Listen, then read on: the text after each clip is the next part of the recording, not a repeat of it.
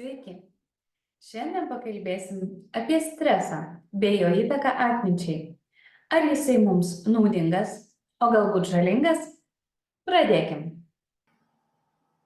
Šiandien aptarsime, kas yra stresas, ką stresas padaro su mūsų organizmu bei kaip tai įvyksta.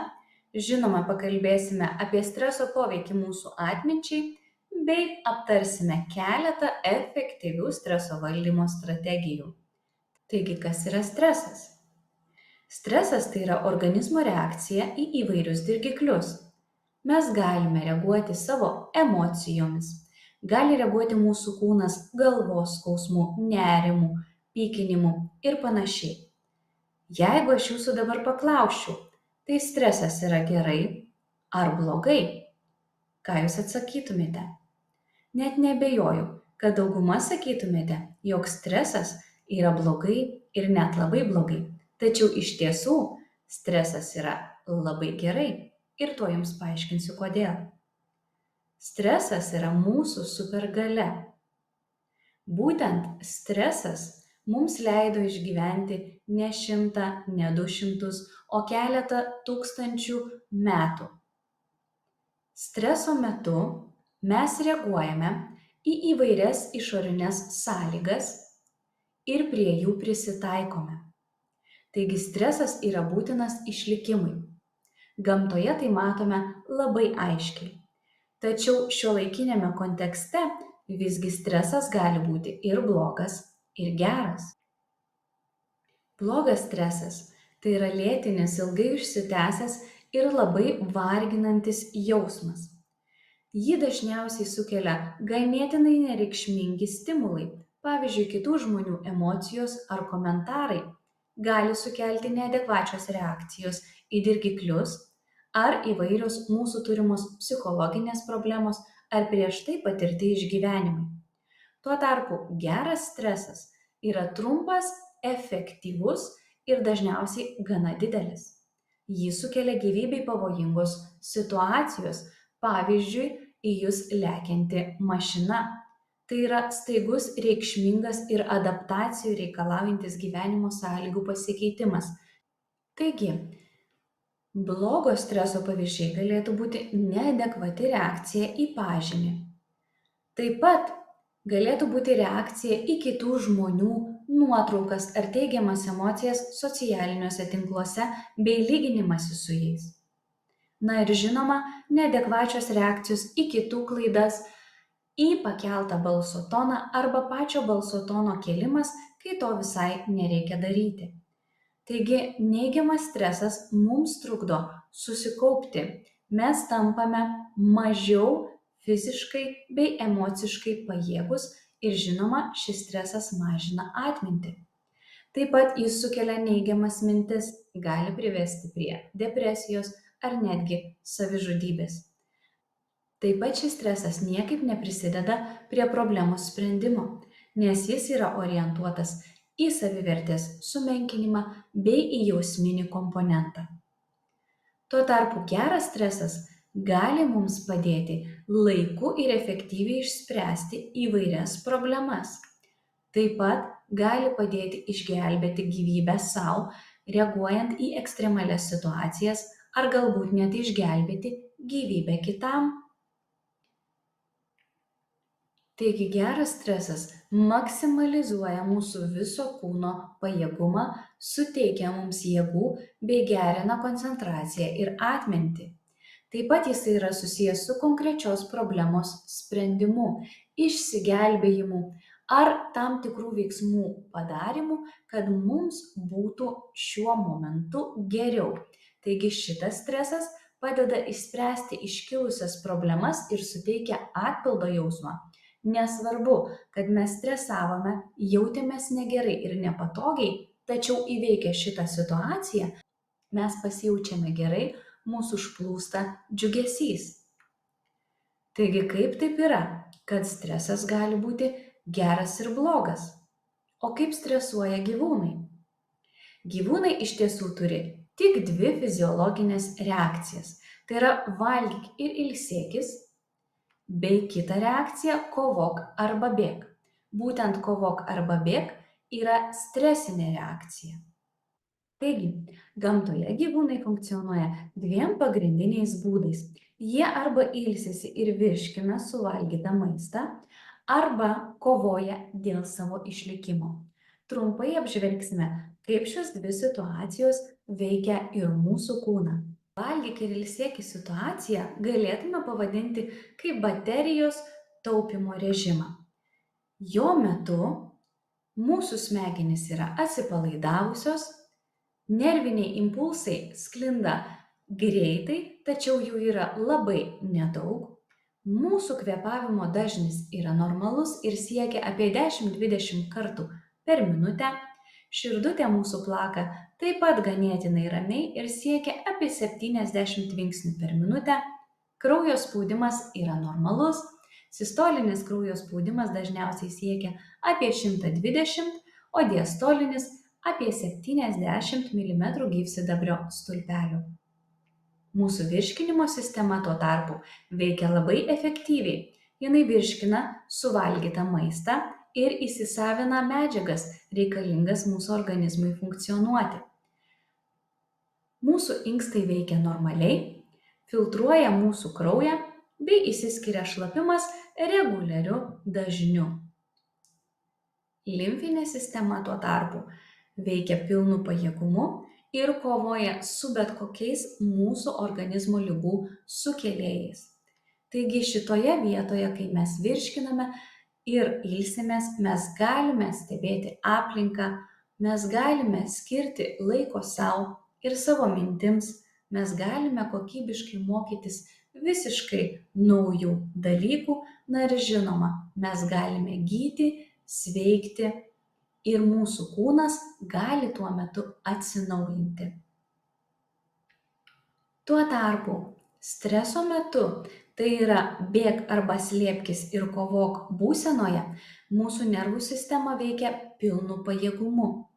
Išskiriami streso hormonai kortizolis ir adrenalinas skatina mūsų didesnį plaučių pajėgumą ir didėja mūsų kvėpavimo dažnis. Širdis taip pat pradeda plakti daug greičiau nei įprastai, kadangi mūsų kraujo ir deguonies reikia smegenims, raumenims ir kitiems organams padidėja kraujo spaudimas. O kadangi reikia energijos, kepenys į kraują išskiria gliukozės kiekį ir todėl turime kraujyje padidintą gliukozės kiekį. Jo reikia mūsų raumenims ir mūsų smegenims. Jei tai yra greitas ir efektyvus stresas, mums tai padeda susikaupti ir sukoncentruoti dėmesį ties problema, nepaisant kitų organizmų poreikių. Todėl mūsų virškinimas sulėtėja. Mes dažniausiai nebevirškiname, taip pat nenorime valgyti, prarandame apetitą. Na ir žinoma, sulėtėja mūsų imuninės sistemos veikla ir mes tampame daug labiau pažeidžiami virusams ir bakterijoms. Taigi, kaip matote, šitas bėk ir kovok mechanizmas mūsų kūnui yra labai naudingas ir reikalingas, kai reikia kovoti su priešu, pasislėpti ar išgyventi. Tačiau šiuolaikinėme pasaulyje mes streso patiriame gerokai per dažnai ir per daug. Ir tuoj aptarsime, kaip tai paveikia visą mūsų organizmą. Nuolatinis ir ilgalaikis stresas tiesiogine to žodžio prasme priverčia mūsų nervų sistemą ir visą organizmą perkaisti. Mes pavargstame. Todėl gali prasidėti širdies skausmai, gali netgi ištikti preinfarktinė būsena ar infarktas. Labai dažnai užkietėja viduriai, padažnėja šlapinimasis. Taip pat mes greičiau susergame ir dažniau sergame, nes mūsų organizmas nebeturi jėgų kovoti su virusais. Atminties fronte taip pat nieko gero. Galime palikti daiktus mums neįprastose vietose ar pamiršti, kur juos padėjome. Taip pat mums tampa sunku susikaupti ir prisiminti netgi paprastus dalykus, tokius kaip durų kodas, PIN kodas, slaptažodžiai ir panašiai. Taigi, stresas ir atmintis gali būti ir gera, ir nelabai gera sąjunga. Taigi trumpalaikis stresas mums padeda įsiminti, nes jis maksimaliai išnaudoja smegenų pajėgumą problemai spręsti ir visas stresines situacijas mes puikiai ir ilgai atsimename. Tuo tarpu ilgalaikis stresas tarytum išjungia smegenis ir blokuoja prisiminimus. Nuo per daug dirgiklių smegenys tiesiog persisotina ir nebefiksuoja reikalingos informacijos.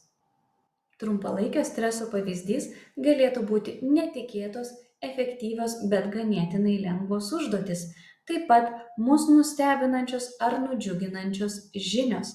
Na ir žinoma, įvairūs stresiniai įvykiai ir stresinės situacijos, kada mes turėtume rasti problemos sprendimą, bet tai nebūtų pavojinga mūsų gyvybei. Na ir ilgalaikis ir neigiamas stresas būtų toks stresas, kuris išvargina mūsų smegenis. Pavyzdžiui, per daug, pernelyg intensyvios žinios arba netinkamai pateikta informacija, kai mūsų smegenys apsisaugodamos blokuoja bet kokią informaciją. Taigi, stresas gali būti ir naudingas mūsų atminčiai, tačiau ir žalingas. Tuoj pakalbėsime apie keletą įsiminimo mechanizmų, kurie yra būtini, kad mes įsisavintumėm žinias, bei kaip kiekvieną iš jų gali paveikti stresas. Taigi tam, kad atsimintume, pirmiausia, mes turime įsiminti informaciją ir ją apdoroti. Tai reiškia, kad informacija turi būti mums suprantama ir aiškiai pateikta. Taip formuojama trumpalaikė atmintis.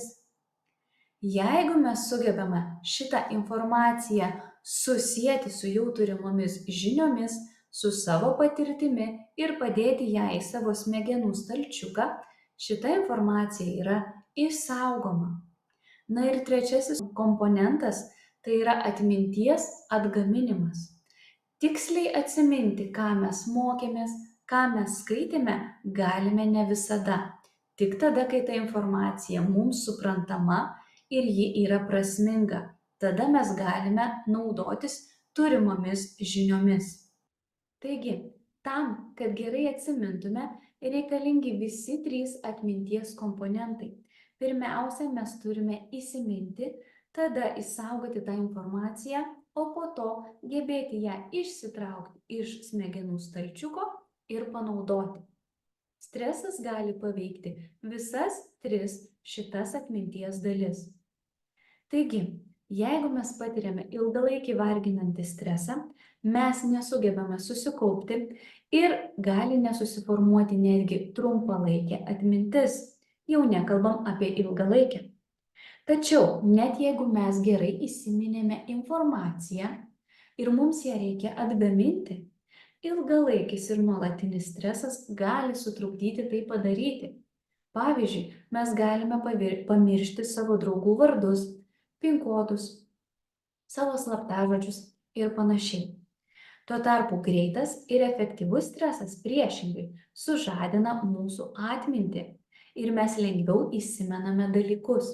Tačiau tas stresas neturi būti toks didelis, kad įsijungtų smegenis saugantis ir atmintį blokuojantis mechanizmai.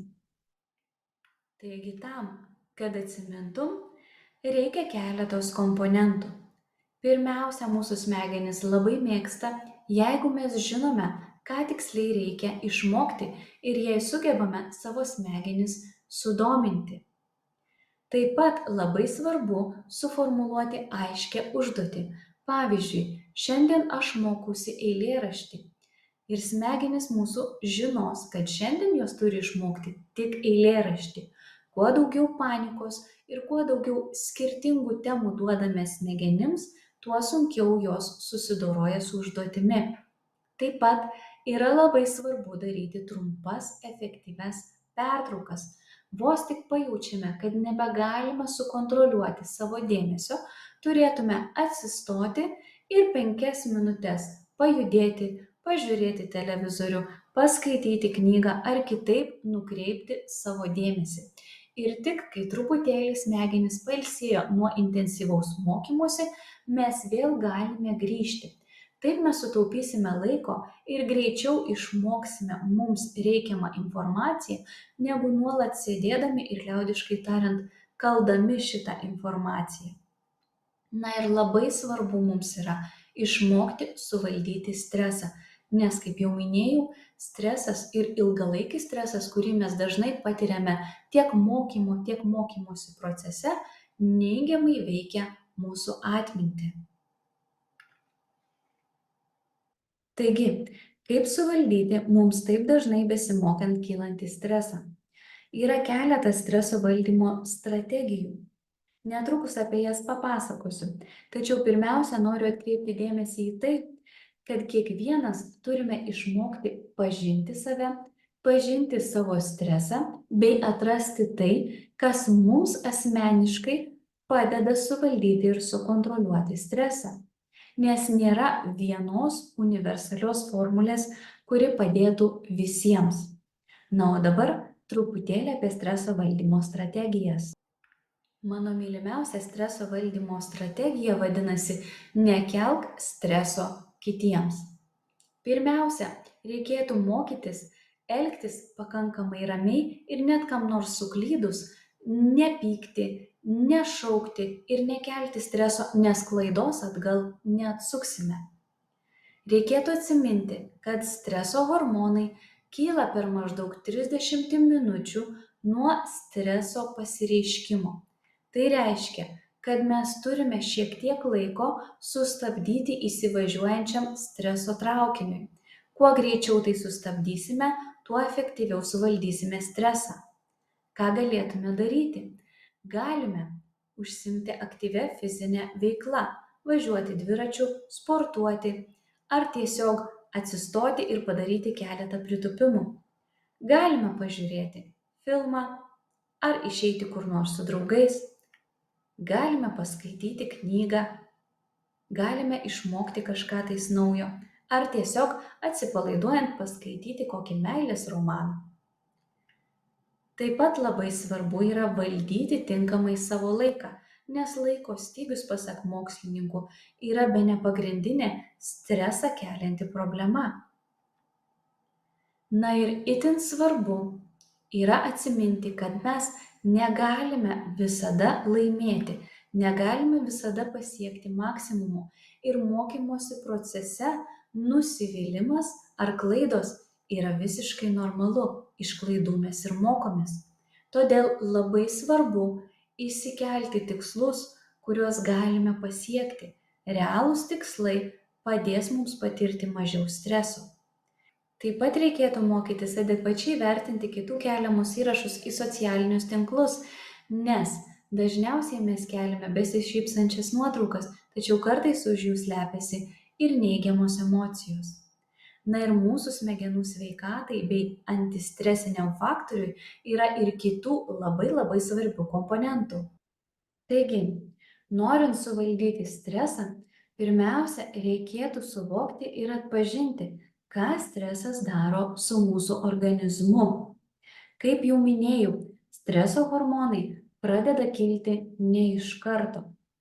Pirmiausia, pakyla adrenalinas ir noradrenalinas, bet kortizolis, pagrindinis streso hormonas, pradeda kilti palaipsniui.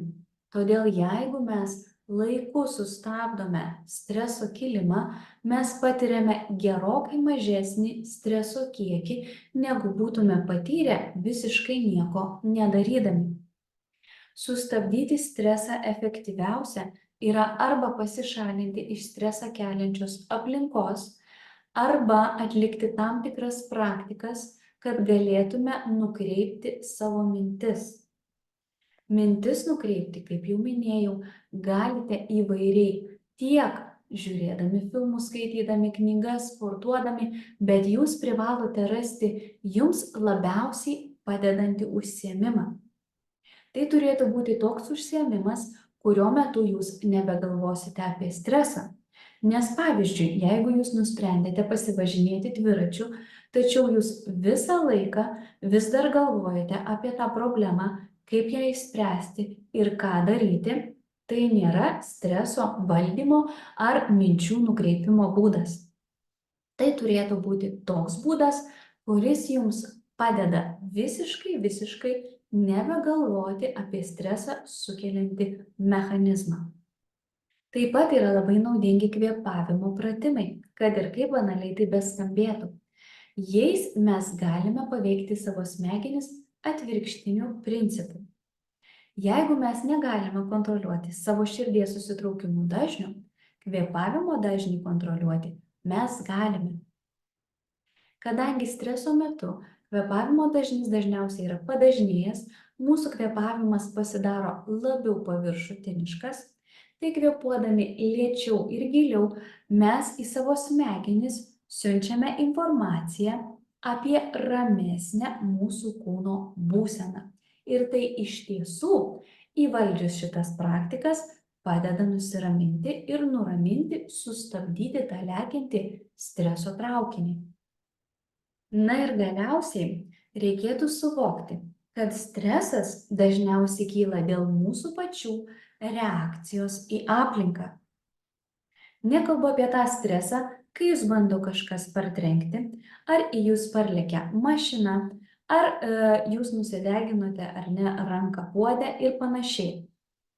Kalbu apie tokį stresą, kai mes sureaguojame į mokytojo pastabą, į mokinio pastabą, į aplinkinių tam tikrą elgesį, kaip minėjau, į socialinių tinklų nuotraukas, į tai, kad kažkas mūsų nuomonė galbūt yra pasiekęs daugiau negu mes. Ir jeigu mes į tai reaguojame ir stresuojame, tai yra tas stresas, kuris yra blogasis stresas.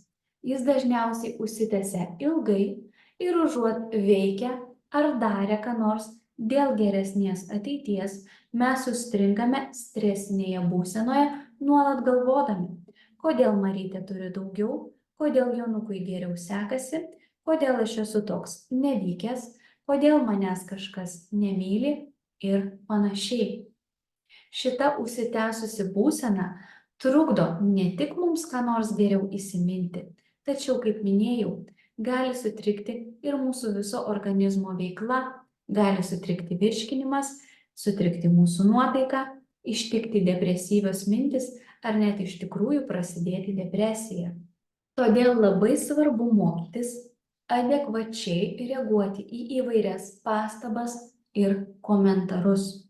Suvokti, kodėl tai gali mus liūdinti ir išjausti tą jausmą, nes jausti jausmus yra visiškai normalu, nuliūsti yra visiškai normalu.